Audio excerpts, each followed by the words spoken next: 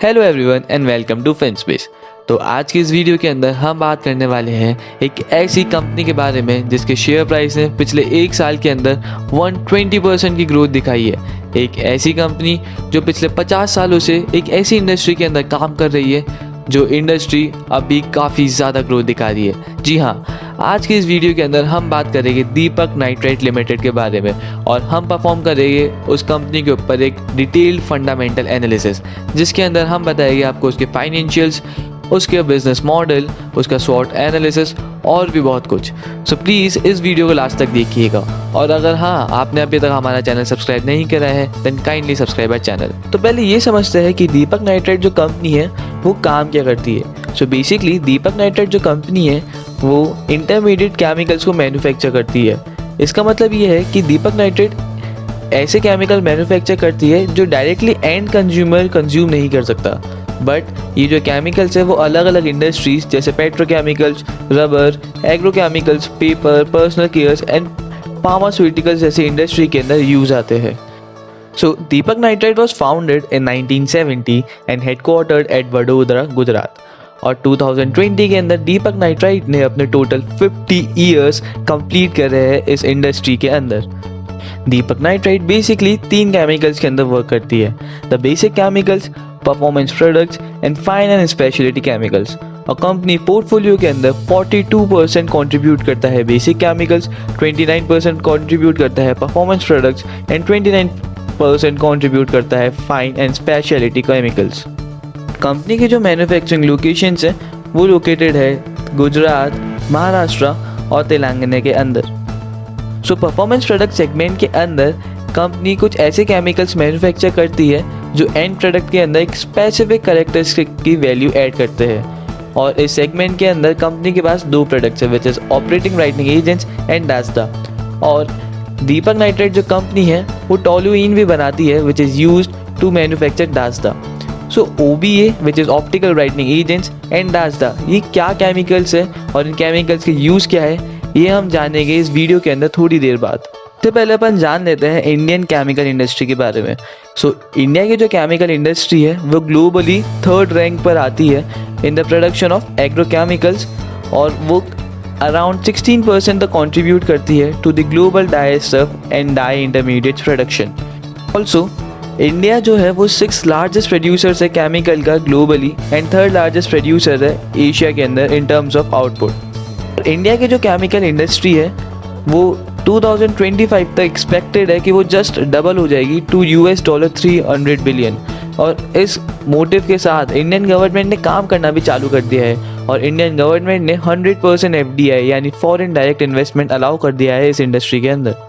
बात करें अगर अपन दीपक नाइट्राइट की सब्सिडरीज की, तो दीपक फिनोलेक्स लिमिटेड एक होली ऑन सब्सिडरी है दीपक नाइट्राइट लिमिटेड की और इसने अपना कमर्शियल प्रोडक्शन चालू करा था at its mega phenol and acetone facility in Gujarat in November 2018। और कंपनी का ये केमिकल्स मैन्युफैक्चर करने के पीछे ये रीज़न था कि कंपनी उन केमिकल्स को सब्स्टिट्यूट कर सके जो यहाँ की डोमेस्टिक कंपनीज यानी इंडियन कंपनीज बाहर से मंगवाती है। सो बेसिकली होता क्या है, कुछ ऐसे केमिकल्स है जो इंडियन कंपनीज बाहर के देशों से इंपोर्ट करवाती है और दीपक नाइट्राइट का ये मोटिव था कि अगर वो ये केमिकल्स को खुद ही मैन्युफैक्चर करना चालू कर दे तो वो बाहर से आने वाले इंपोर्ट्स को ईजीली सब्स्टिट्यूट कर सकती है और अपने प्रॉफिट्स के अंदर अच्छा ग्रोथ देख सकती है। दीपक नाइट्राइट ने ऑलरेडी फिनाइल और एसीटोन के मार्केट के अंदर, डोमेस्टिक मार्केट के अंदर ऑलमोस्ट 65% तक का मार्केट शेयर टच कर लिया है। और जो दूसरी और आखिरी सब्सिडरी है दीपक नाइट्राइट की वो है Deepak nitrite cooperation limited in USA which is a wholly owned subsidiary of the Deepak nitrite. और ये जो सब्सिडरी है दीपक नाइट्राइट की वो बेसिकली दीपक नाइट्राइट की north and south American region की मार्केटिंग रिक्वायरमेंट्स को फुलफिल करती है। अब नज़र डालते हैं अपन इन कंपनी के बोर्ड ऑफ मेंबर्स पे, यानी उन लोगों के एक्सपीरियंस पे जो इस कंपनी को चलाते हैं, जो इस कंपनी की डे टू डे ऑपरेशन सीखते हैं। So Shri Deepak C Mehta is the chairman and MD of this company. ये एक साइंस ग्रेजुएट है from the university of Mumbai और ये इस कंपनी के अंदर पिछले 48 साल से काम कर रहे हैं, यानी अपन समझ सकते हैं कि इनका इस इंडस्ट्री के अंदर एक्सपीरियंस कितना ज़्यादा होगा। Shri Maulik D Mehta is the executive director and CEO of Deepak nitrite और उन्होंने ये कंपनी जून 1, 2020 के अंदर ज्वाइन करी है। He is a bachelor of business administration from the university of Liverpool UK. So basically इनके पास इस कंपनी के अंदर काम करने का इतना ज़्यादा एक्सपीरियंस नहीं है, क्योंकि ये रिसेंटली ही इस कंपनी को ज्वाइन करा है। Shri Sanjay Upadhyay is the director and CFO of this company. He is the associate member of the institute of cost accountants of India. और उनके पास फाइनेंस फील्ड के अंदर, अकाउंट्स फील्ड के अंदर और कमर्शियल एंड सेक्रेटरियल फंक्शंस के अंदर काफ़ी ज़्यादा एक्सपीरियंस है, और वो दीपक नाइट्राइट्स के साथ 1994 से ही जुड़े हैं। Shri Ajay C Mehta is the non executive director of the company. Shri Sudhir Mankad is the independent director. Shri Sandesh Kumar Anand, doctor Richard H Robb, doctor Swaminathan Sivaram, Shri Sanjay Asher, Shrimati Purvi Seth are the other board of members of this company. Now let's quickly move on to the shareholding pattern of the company. So company के जो promoters हैं उन्होंने 45.7% shares को hold कर रखा है, और ये जो शेयर होल्डिंग परसेंटेज है वो पास्ट रिकॉर्ड से कंपैरिजन के अंदर थोड़ी डिक्रीज हुई है। बट कंपनी के जो प्रमोटर्स हैं उन्होंने 0% शेयर्स को प्लेज कर रखा है, यानी 0% शेयर्स को गिरवी रख रखा है अपने शेयर होल्डिंग में से। The mutual fund holds 10.8% of the company, the FII and FPI hold 12.7% of the company, the institutions holds 1.3 and the public has a 29.6% shares of this company. तो अब नज़र डालते हैं अपन कंपनी के फाइनेंशियल्स के ऊपर। सो इसके अंदर अपन ये देख सकते हैं कि कंपनी की जो नेट सेल्स है वो लास्ट 5 ईयर से ग्रो हुई है with the CAGR of 32.48%। Company का जो ऑपरेटिंग प्रॉफिट और कंपनी का जो EBITDA है वो भी लास्ट 4 ईयर से कंसिस्टेंटली इंक्रीज हो रहा है। कंपनी का पैट लास्ट 3 ईयर्स से कंसिस्टेंटली इंक्रीज हुआ है। अगर अपन कंपनी के सेल्स को डिटेल में देखें तो कंपनी के जो एक्सपोर्ट इंसेंटिव्स है वो फाइनेंशियल ईयर 2020 के अंदर 90% से इंक्रीज हुए हैं as compared to financial year 2019, which indicates कि कंपनी का जो एक्सपोर्ट का बिजनेस है उसने काफ़ी ज़्यादा कंट्रीब्यूट करा है इस रेवेन्यू और कंपनी की सेल्स को इंक्रीज करने में। अगर अपन बात करें कंपनी के टोटल रेवेन्यू की जनरल ब्रेकडाउन की, सो इसके अंदर 58% जो है टोटल रेवेन्यू का कंपनी का वो जनरेट हुआ है कंपनी के डोमेस्टिक बिजनेस से, बेसिकली जो बिजनेस कंपनी इंडिया के अंदर कर रही है। और कंपनी का जो 42% रेवेन्यू है टोटल रेवेन्यू का वो जनरेट हुआ है कंपनी के एक्सपोर्ट्स के बिजनेस से। कंपनी का जो डोमेस्टिक रेवेन्यू है वो टोटल 7% से इंक्रीज हुआ है in this year as compared to financial year 19। और कंपनी का जो एक्सपोर्ट के अंदर बिजनेस है वो टोटल 61% से इंक्रीज हुआ है in financial year 20 as compared to FY 19। Company का जो एक्सपोर्ट बिजनेस है उसके अंदर जो ग्रोथ है उसके अंदर सबसे ज़्यादा कॉन्ट्रीब्यूशन है कंपनी के डास्टा एक्सपोर्ट का। और जैसे कि हमने आपको पहले बताया कि डास्टा एक ऐसा केमिकल है जो ऑप्टिकल ब्राइटनिंग एजेंट को बनाने में यूज़ आता है, जो कि बेसिकली डिटर्जेंट और पेपर इंडस्ट्री के अंदर यूज़ होता है इंडिया के अंदर। और यहाँ पर बढ़िया बात यह है कि जो दीपक नाइट्राइट है वो ब्राइटनिंग एजेंट भी बनाती है, और उसका जो रॉ मटेरियल है विच इज़ डास्टा वो भी कंपनी खुद बनाती है। तो यहाँ पर भी कंपनी की काफ़ी अच्छी खासी कॉस्ट सेव हो जाती है। कंपनी के इस साल सेल्स में इतनी अच्छी ग्रोथ का एक मेजर रीज़न ये भी है कि चाइना की जो सप्लाई चेन है उसके अंदर डिस्ट्रप्शंस आए थे due to this pandemic and the virus. So basically China एक बहुत बड़ा मैन्युफैक्चरर है इन केमिकल्स का, और क्योंकि उनकी सप्लाई चेन के अंदर इतने डिस्ट्रप्शंस आए थे तो कंपनी ने ये से एक बहुत बड़ी अपॉर्चुनिटी समझी और अपने प्रोडक्शन को उस अकॉर्डिंगली प्लान करा। और दीपक नाइट्राइट ये प्रोडक्शन प्लान करने के अंदर सक्सेसफुल हुई और उसने इस अपॉर्चुनिटी का काफ़ी अच्छा फ़ायदा उठाया, और इसी के कारण अपन वो इम्पैक्ट देख सकते हैं कंपनी के फाइनेंशियल्स के अंदर भी।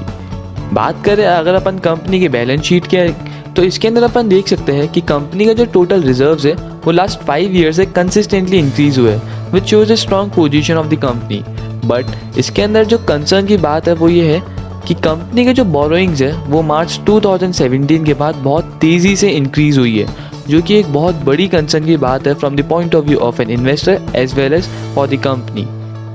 कंपनी की कैश फ्लो के अंदर अपन ये देख सकते हैं कि कंपनी का जो नेट कैश फ्लो है वो मार्च 2019 एंड मार्च 2020 के अंदर नेगेटिव है, which is not a good sign.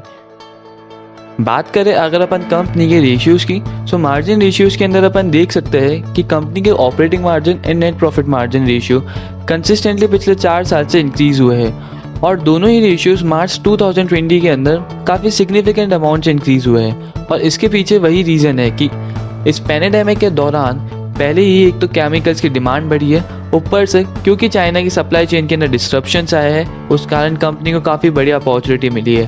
और ऑल्सो इस साल कंपनी की जो डास्टा की सेल्स एक्सपोर्ट्स है उसमें भी कंपनी को काफ़ी अच्छा फ़ायदा हुआ है और उसी के कारण अपन मार्जिन्स के अंदर ये ग्रोथ देख सकते हैं।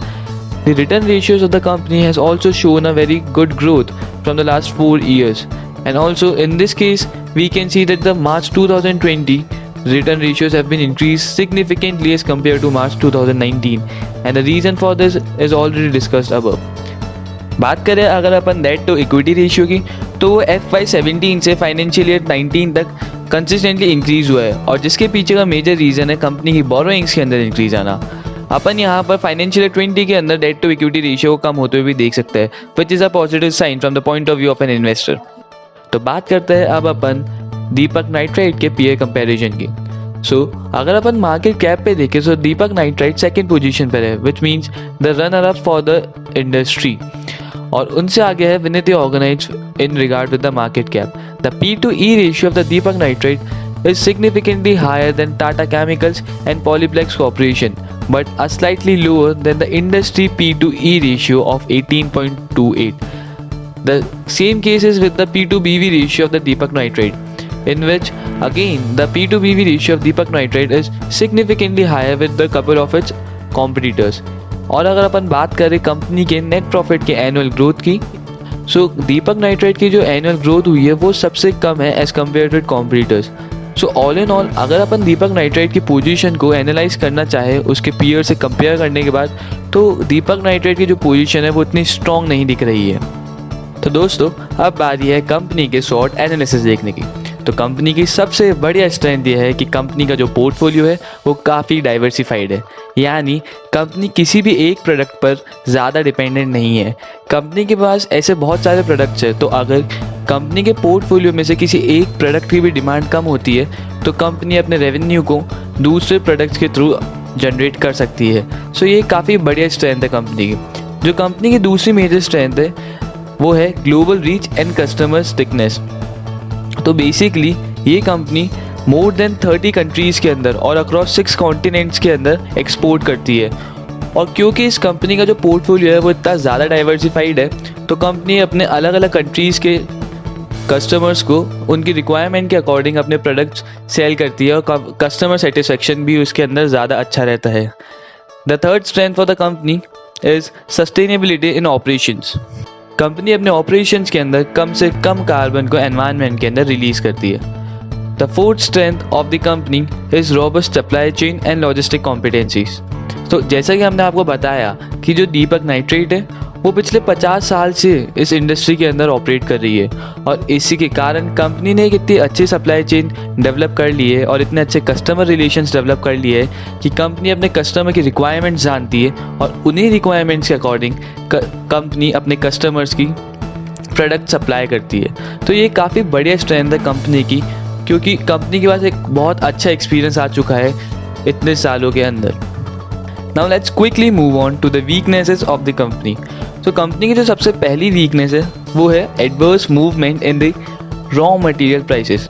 बेसिकली कंपनी जो रॉ मटेरियल यूज़ करती है उनकी प्राइसेस कभी फिक्स नहीं रहती और वो काफ़ी वॉलेटाइल रहती है, यानी बहुत बार ऊपर नीचे होती रहती है और इसी के कारण कंपनी का जो एंड प्रोडक्ट है उसकी प्राइसेस के अंदर भी काफ़ी ज़्यादा इम्पैक्ट आता है।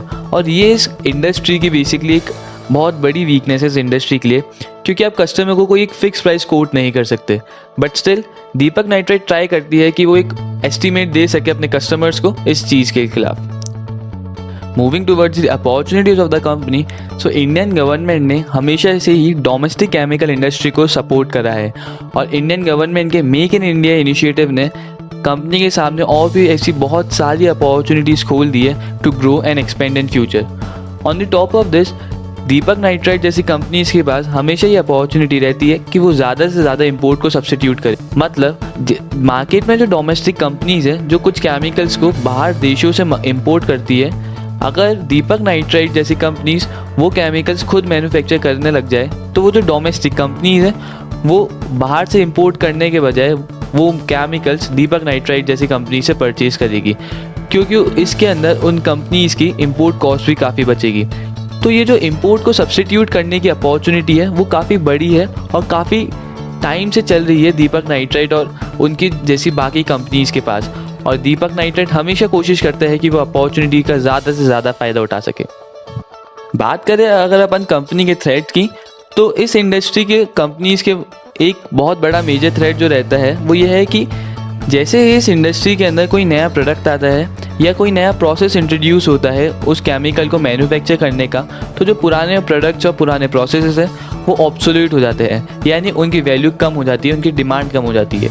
और इन कंपनीज़ का यही मेजर थ्रेट है कि अगर कोई नया प्रोडक्ट आता है मार्केट के अंदर तो इनके जो पुराने प्रोडक्ट्स हैं उनकी डिमांड काफ़ी ज़्यादा कम हो जाएगी और इन्हें काफ़ी ज़्यादा नुकसान झेलना पड़ेगा।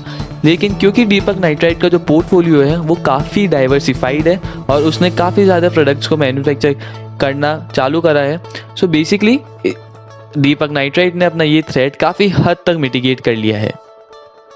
तो इस पूरे वीडियो के एनालिसिस के बाद हम ये कह सकते हैं कि कंपनी की जो फाइनेंशियल्स है वो एक एवरेज फाइनेंशियल्स है और इस कंपनी के पास कुछ बहुत ही बढ़िया अपॉर्चुनिटीज़ है जिसे कंपनी ग्रैब कर सकती है और अपने रेवेन्यू को और प्रॉफिट को काफ़ी हद तक बढ़ा सकती है।